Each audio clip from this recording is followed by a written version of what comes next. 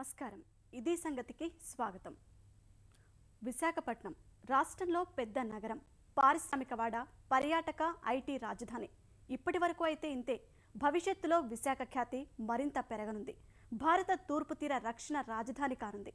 తీరంలో పెరుగుతున్న ముప్పు దృష్ట్యా నౌకాదళం తూర్పు తీరాన్ని మరింత దుర్భేద్యం చేయాలని నిర్ణయించింది. తూర్పున ఉన్న నౌకాదళ వైమానిక స్థావరాలు మరింత పటిష్టం చేయనుంది. అందులో భాగంగా విశాఖలోని ఐఎన్ఎస్ డేగా అధునాతన జెట్ శిక్షణా కేంద్రంగా మారనుంది. విశాఖ చింతనే మరో వైమానిక స్థావరం రాబోతోంది. ఫలితం ఈశాన్య రాష్ట్రాల నుంచి అండమాన్ నికోబార్ దీవుల వరకు తూర్పు ప్రాంత రక్షణకు విశాఖే కేంద్రంగా మారనుంది.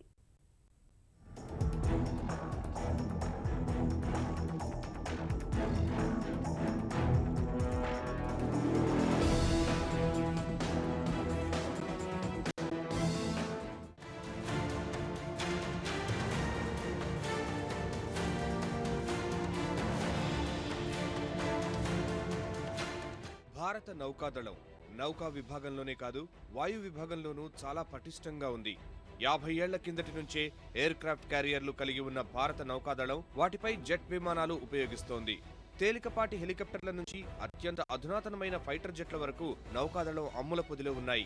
ఈ జెట్లను సమర్థంగా వినియోగించుకునే దిశలో తూర్పు తీరంలోని నౌకా స్థావరాలను మరింత మెరుగుపరిచేందుకు రక్షణ శాఖ సిద్ధమైంది. అందులో భాగంగా విశాఖ కేంద్రంగా ఉన్న ఐఎన్ఎస్ డేగా బాగా లబ్ధి పొందనుంది. తూర్పు నౌకాదళానికి ప్రధాన నౌకా వైమానిక స్థావరంగా ఐఎన్ఎస్ డేగా రూపురేఖలు పూర్తిగా మారిపోనున్నాయి. ఇప్పటికే అడ్వాన్స్డ్ జెట్ విమానం హ్యాక్ 132కు శిక్షణా కేంద్రంగా ఉన్న డేగా మున్ముందు అత్యంత అధునాతన ఫైటర్ జెట్లు MiG-29 స్క్వాడ్రన్ కు వేదిక కాబోతోంది.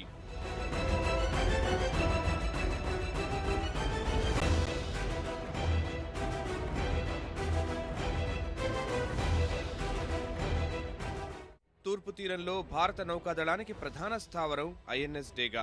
1100 ఎకరాల విస్తీర్ణంలో 1970లలో ప్రారంభమైన ఈ వైమానిక స్థావరంలో ప్రస్తుతం 6 స్క్వాడ్రన్లు ఉన్నాయి. పౌర విమానాలు, రక్షణ విమానాలు కలిసి ఉన్న ఈ స్థావరం నిర్వహణ 1986 నుంచి పూర్తిగా నౌకాదళం చేతిలోకి వచ్చింది. అక్కడి కొంత భాగం పౌర విమానాల కోసం వినియోగిస్తుండగా కొంత నౌకాదళం వినియోగించుకుంటోంది. ఐఎన్ఎస్ డేగా ఆధీనంలో 40కి పైగా యుద్ధ విమానాలు, హెలికాప్టర్లు సేవలందిస్తున్నాయి. గాలింపు, రక్షణ చర్యలకు ఉపయోగించే చేతక్ హెలికాప్టర్లు, రవాణాకు ఉపయోగించే సీకింగ్ స్క్వాడ్రన్, జలాంతర్గాములు గుర్తించగలిగే కమో హెలికాప్టర్ల స్క్వాడ్రన్లు సహా సముద్ర నిఘాకు వాడే డార్నియర్ విమానాలు, మానవరహిత తేలికపాటి యుఏవి స్క్వాడ్రన్ అక్కడ ఉన్నాయి. 3 ఏళ్ల కిందట బ్రిటన్ నుంచి కొనుగోలు చేసిన హ్యాక్ అడ్వాన్స్డ్ జెట్ విమానాల స్క్వాడ్రన్ కూడా డేగలోనే ఏర్పాటు చేశారు. భవిష్యత్తు యుద్ధ విమానాలుగా పేరొందిన జెట్లపై శిక్షణ కోసం హ్యాక్ శిక్షణా కేంద్రం సైతం డేగాలోనే ఏర్పాటు చేశారు.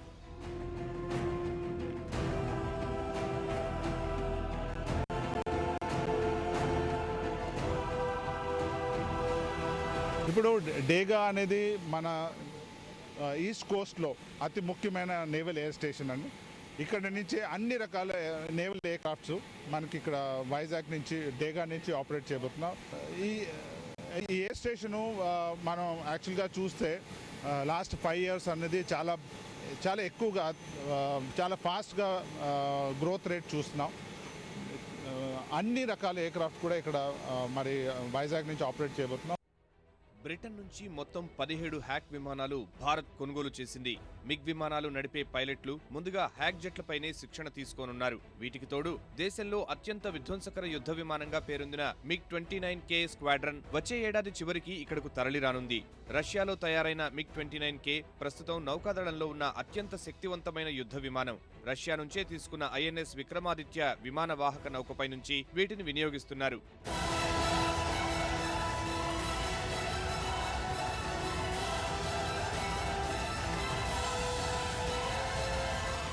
భారత నౌకాదళానికి సంబంధించిన ప్రధాన వైమానిక స్థావరం ఐఎన్ఎస్ హంస. ఇది గోవాలో ఉంది. విక్రమాదిత్య పశ్చిమ తీరంలో ఉండటం వల్ల ఈ యుద్ధ విమానాలు హంసలోనే ఉంచుతున్నారు. గంటకు 1370 మైళ్ల వేగంతో వెళ్లే ఈ జెట్లు తీర రక్షణకు సంబంధించిన అత్యంత శక్తివంత యుద్ధ విమానాలు. ఆ శ్రేణికి సంబంధించి భారత్ రష్యా నుంచి 46 విమానాల కొనుగోలుకు ఒప్పందం చేసుకుంది. ఇప్పటికే చాలా వరకు సరఫరా అయ్యాయి. 2010 నుంచి ఇవి భారత నౌకాదళంలో చేరాయి. విశేషం ఏంటంటే వీటిని తయారు చేసిన రష్యా కంటే ముందుగా భారత్ వీటిని ఉపయోగించింది. ప్రస్తుతం పశ్చిమ తీరం కేంద్రంగా ఉన్న మిగ్లు తొందరలోనే తూర్పు నౌకాదళ ప్రధాన కేంద్రంగా ఉన్న విశాఖకు రానున్నాయి. 17 యుద్ధ విమానాలతో కూడిన పూర్తి స్థాయి స్క్వాడ్రన్ ను విశాఖలో ఏర్పాటు చేయనున్నారు. ఏడాది కాలంగా ఈ యుద్ధ విమానాలు డేగా నుంచే తీరంలో చక్కర్లు కొడుతున్నాయి.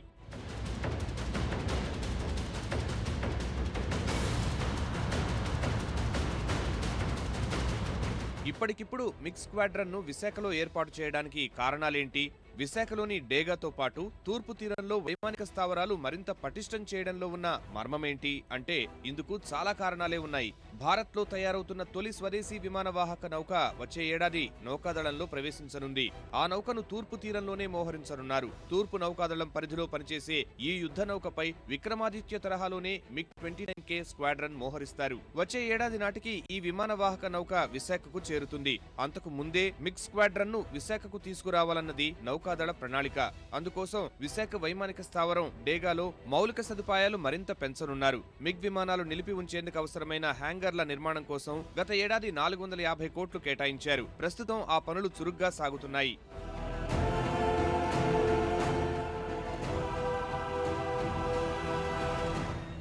ఒకప్పుడు భారత్కు ముప్పు అనగానే పాకిస్తాన్ మాత్రమే గుర్తుకొచ్చేది. అందుకే మన విమానాల మోహరింపు నుంచి రక్షణ స్థావరాల ఏర్పాటు వరకు రక్షణ దృష్టి మొత్తం పశ్చిమ తీరం వైపే ఉండేది. నౌకాదళానికి చెందిన ప్రధాన వైమానిక స్థావరం గోవాలో ఏర్పాటు చేయడానికి కారణమూ అదే. అయితే ప్రస్తుతం తూర్పు తీరంలో పరిస్థితులు సున్నితంగా మారుతున్న వేళ మిగ్ స్క్వాడ్రన్ ఇక్కడ ఉండటం మేలని రక్షణ వర్గాలు భావిస్తున్నాయి. అందుకోసం ఐఎన్ఎస్ హంసకు ధీటుగా విశాఖలో ఐఎన్ఎస్ డేగా తీర్చిదిద్దాలని రక్షణ శాఖ నిర్ణయించింది. మిగ్ స్క్వాడ్రన్ ను ఇక్కడకు తీసుకురావడం వెనుక ముఖ్య కారణము అదే. ఈ విమానాలు ఒక్కసారి ఇంధనం నింపుకుంటే 1200 మైళ్ల దూరం వరకు చుట్టిరాగలవు. గాలిలోనే ఇంధనం నింపుకోగల సామర్థ్యం వీటి సొంతం. ఆగ్నేయాసియా దేశాల్లో దక్షిణ చైనా సముద్రంలో చైనా ప్రాబల్యం పెరుగుతున్నందున భారత్ తన నౌకా సామర్థ్యం పెంచుకోక తప్పనిసరి పరిస్థితి. అందులో భాగంగా వ్యూహాత్మకంగా అత్యంత కీలకమైన విశాఖలో వీటిని మోహరిస్తే అటు ఈశాన్య రాష్ట్రాల నుంచి ఇటు అండమాన్ దీవుల వరకు ఈ విమానాలు చేరుకోగలవు.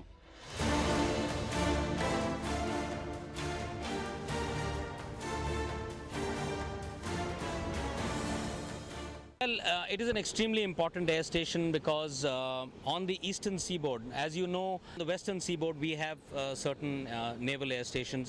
We have fairly large naval air stations. On the eastern seaboard also, Vizag is one of the most important because it is strategically located towards the center of the peninsula, looking right to the head bay and going all the way down towards the southeast. So this is certainly a launch platform for many of our aircraft. Latin దేశాల చెంతన ఉన్న Suisse canal నుంచి China సమీపంలో ఉన్న Malacca జలసంధి వరకు ప్రధాన రవాణా హిందూ మహాసముద్రం ద్వారానే సాగుతోంది. పశ్చిమ దేశాల నుంచి తూర్పు దేశాలకు వచ్చే ప్రధాన వాణిజ్య మార్గాలన్నీ భారత్ ను చుట్టుకునే వెళ్లాలి. వేల రవాణా నౌకలతో లక్షల కోట్ల రూపాయల వాణిజ్యం ఈ మార్గాల్లో జరుగుతోంది. ఈ నేపథ్యంలో వేల రవాణా నౌకలకు రక్షణ కల్పించడం సహా భారీగా విస్తరించిన సముద్ర తీర భద్రత మొత్తం భారత్ భుజస్కంధాలపై ఉంది. కొన్నేళ్లుగా భారత్ పాత్ర మరింత పెరిగింది. ఉపఖండం సహా చుట్టుపక్కల దేశాలన్నింటికీ పెద్దన్న పాత్ర పోషిస్తోంది. ఆ ఆధిపత్యం అలాగే కొనసాగాలంటే భారత్ రక్షణ సామర్థ్యం మరింత మెరుగుపరుచుకోవలసి ఉంది.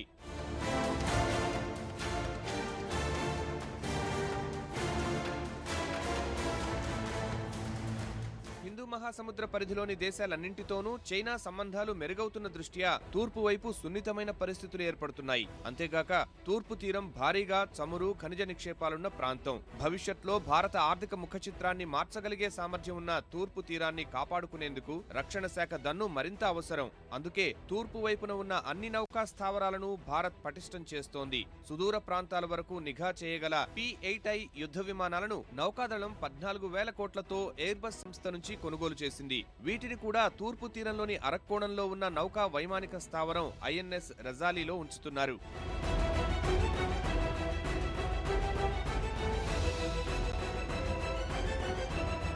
విశాఖలోని తూర్పు నౌకాదళ ప్రధాన కేంద్రాన్ని మరింత విస్తరించేందుకు ఇక్కడికి సమీపంలోని రాంబిల్లిలో ఐఎన్ఎస్ వర్ష పేరుతో ప్రత్యామ్నాయ నౌకా స్థావరాన్ని భారీ స్థాయిలో నిర్మిస్తున్నారు. భవిష్యత్తులో ఐఎన్ఎస్ విక్రాంత్ పైకి రానున్న తేలికపాటి యుద్ధ విమానాలు తేజస్ సహా నౌకాదళంలో చేరనున్న బహుళ ప్రయోజనాల హెలికాప్టర్లకు విశాఖలోని ఐఎన్ఎస్ డేగా కేంద్రం కానుంది. క్రమంగా డేగాలో యుద్ధ విమానాలు హెలికాప్టర్ల సంఖ్య పెరగనున్నందున ప్రత్యామ్నాయ వైమానిక స్థావరాన్ని అభివృద్ధి చేయాలని నౌకాదళం భావిస్తోంది. అందుకోసం విశాఖ సమీపంలో విజయనగరం విజయనగరం జిల్లా బొబ్బిలి వద్ద ఉన్న రెండో ప్రపంచ యుద్ధ కాలం నాటి బాడంగి ఎయిర్ స్ట్రిప్ ను ప్రత్యామ్నాయ నౌకా వైమానిక స్థావరంగా ఏర్పాటు చేయాలని భావిస్తున్నారు. రెండో ప్రపంచ యుద్ధ కాలంలో లాహోర్ తరువాత అతిపెద్ద ఎయిర్ బేస్ గా బాడంగి సేవలందించింది. ఇప్పుడు ఆ పాతకాలం ఎయిర్ బేస్ ను నౌకాదళం తీసుకుంటోంది. ఈ ఎయిర్ బేస్ ను 3,880 కోట్లతో అభివృద్ధి చేసేందుకు రక్షణ శాఖ సన్నాహాలు చేస్తోంది.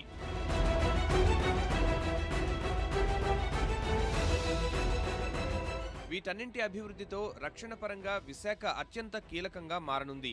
మొత్తం తూర్పు తీర రక్షణకు కేంద్రంగా మారనున్న విశాఖ అంతర్జాతీయంగా ఖ్యాతి గడించనుంది అనడంలో ఎలాంటి సందేహం లేదు. దేశ జనాభా నిత్యం పెరుగుతూనే ఉంది. వారికి సరిపడా ఇంధన వనరుల అభివృద్ధి మాత్రం జరగట్లేదు. పరిమితమైన సంప్రదాయ ఇంధన వనరులు కొన్నాళ్ల తర్వాత తరిగిపోతాయన్న వాస్తవం యావత్ ప్రపంచాన్ని ఆందోళనకు గురిచేస్తోంది. ఈ సమస్య నుంచి గట్టెక్కేందుకు ప్రపంచం మొత్తం సంప్రదాయేతర వనరుల వైపు చూస్తోంది. అందులో అందరినీ ఆకట్టుకుంటోంది సౌర విద్యుత్. ఆకాశం నుంచి ధారాళంగా ప్రవహించే కాంతితో ఇప్పటికే అనేక దేశాలు విద్యుత్ అవసరాలు తీర్చుకుంటున్నాయి. విద్యుత్ కేంద్రాలు, విమానాశ్రయాలు, రహదారులు ఇలా అన్నింటా సూర్యముద్ర కనిపిస్తోంది. ఈ దిశలో మన దేశం మరింత వేగంగా అడుగులేస్తోంది. ఘనమైన లక్ష్యాలు నిర్దేశించుకోవడమే కాదు, వాటిని సాధించేలా ముందుకు సాగుతోంది. కేంద్ర రాష్ట్ర ప్రభుత్వాలు, ప్రైవేటు సంస్థలు కలిసికట్టుగా పోటాపోటీగా సౌరకాంతుల్ని దేదీప్యమానం చేసేందుకు కృషి చేస్తున్నారు.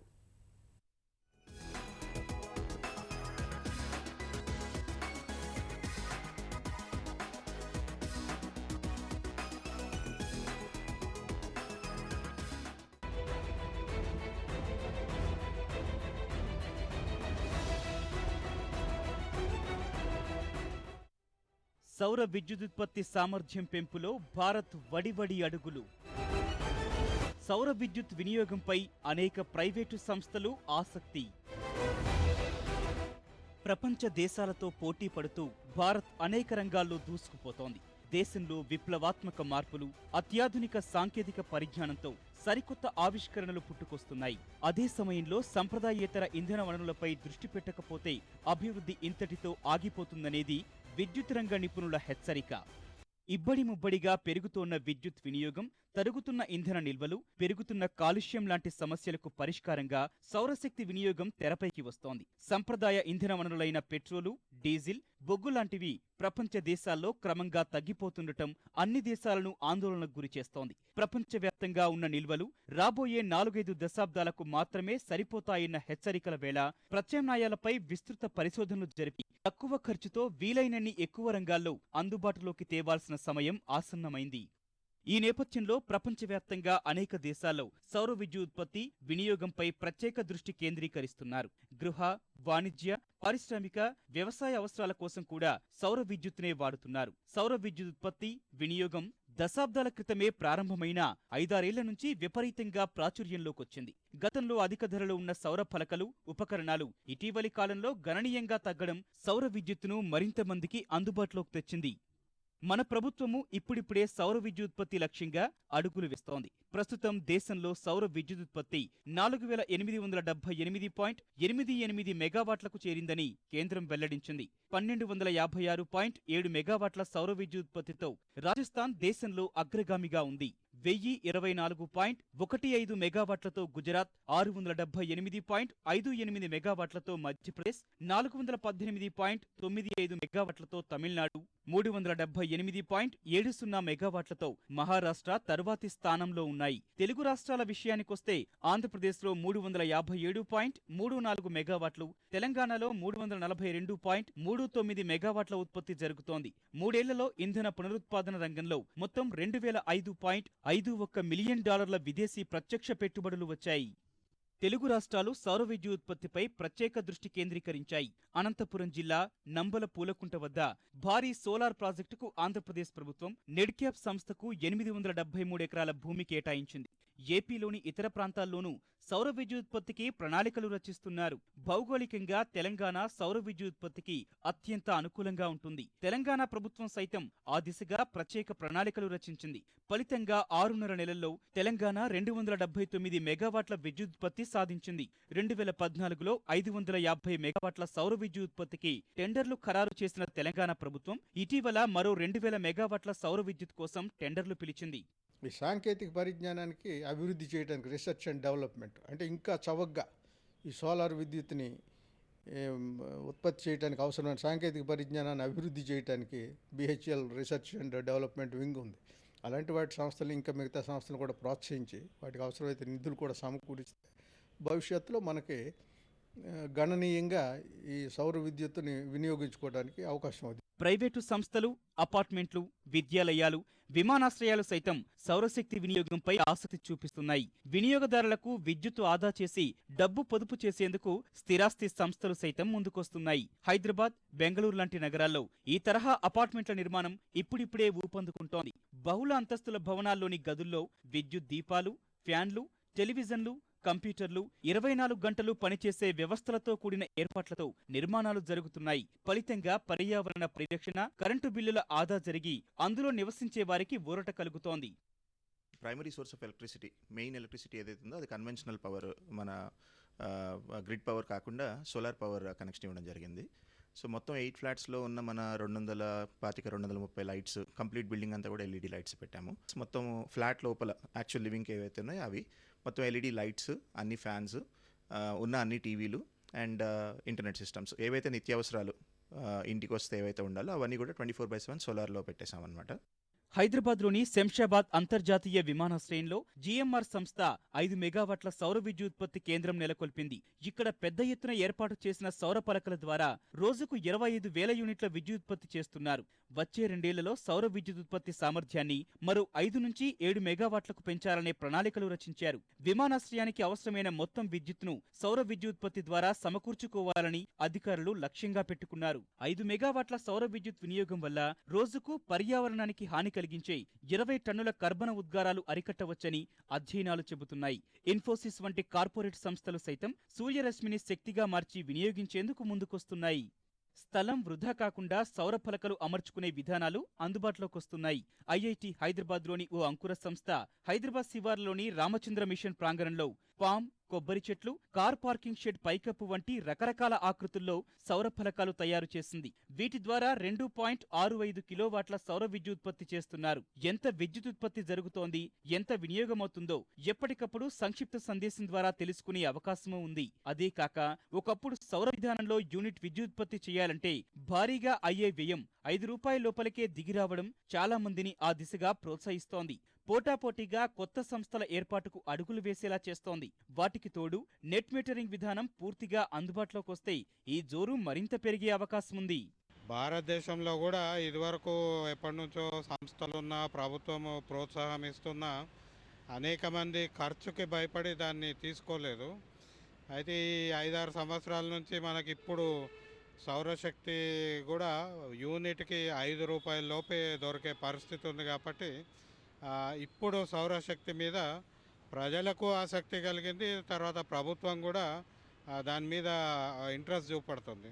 వ్యవసాయ పంపు సెట్లకు పూర్తి స్థాయిలో సౌరశక్తి వినియోగించినట్లయితే సంప్రదాయ విద్యుత్ గణనీయంగా ఆదా చేసే అవకాశముంది. వ్యవసాయంతో పాటు పరిశ్రమలు, తాగునీటి సరఫరా వ్యవస్థలకు సైతం సౌరశక్తి వినియోగంపై పరిశోధనలు జరపాలని నిపుణులు అభిప్రాయపడుతున్నారు. అయితే సౌర విద్యుత్పత్తికి కొన్ని సాంకేతిక సమస్యలు ఆటంకంగా మారుతున్నాయి. సౌర విద్యుత్ కేవలం సూర్యరశ్మి ఉన్నప్పుడే ఉత్పత్తి జరుగుతుంది. పగలు అధికంగా ఉత్పత్తి అయిన విద్యుత్తును నిల్వ చేసుకునే పరిజ్ఞానంపై మరింతగా పరిశోధనలు జరగాలి. అంతేగాక సోలార్ పలకలు, పనిముట్లు, ఇతర ఉపకరణాల ఖర్చులు తగ్గినప్పుడే అన్ని వర్గాల ప్రజలకు సౌర విద్యుత్ అందుబాటులోకొస్తుంది.